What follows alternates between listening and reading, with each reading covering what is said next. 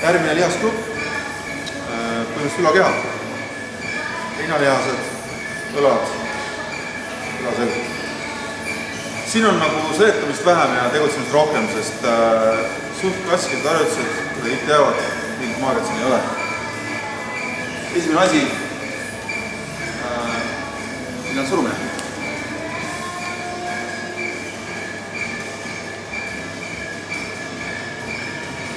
Kätte asendamine. Rongi peal individuaalne. Valem on see, et mida laiemalt te võtate, seda rohkem rakendate rinda, mida kitsamalt võtate, seda rohkem tuleb ainult riitsiks. Ise kasutan umbes sellist laiust. Minu arvates mugav. On väga lai, vaid väga kitsaks. Natuke laiemalt kui alati.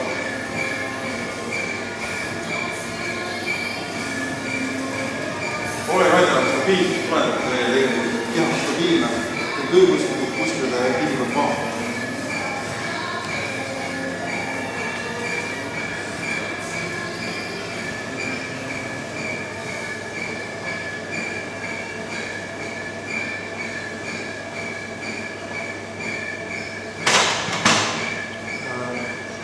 Alati laske kang tulla rinna peale välja. Ärge ragistage seda kangi niimoodi, nagu ärge suluge oma rinnakorvi, vaid lihtsalt tooge kang rinna peale välja, räägitakse on mingit vahet sisse, vaid lõpuni treenige efektiivselt. Ärge ragistage rinda. Rahulikult, vastu rinda, üles. Nüüd, seda on võimalik teha, aga ma ütlesin ka selliselt, et rakendate nagu kogu oma muu keha rinnast surumisse, et on võimalik hoida nagu stabiilsena, eks, alakeha rahulikult paigal. Mõni väga tahab proovida ja tahab tõesti sellist suuremad raskusi tõsta, siis võimalik panna keha vibusse.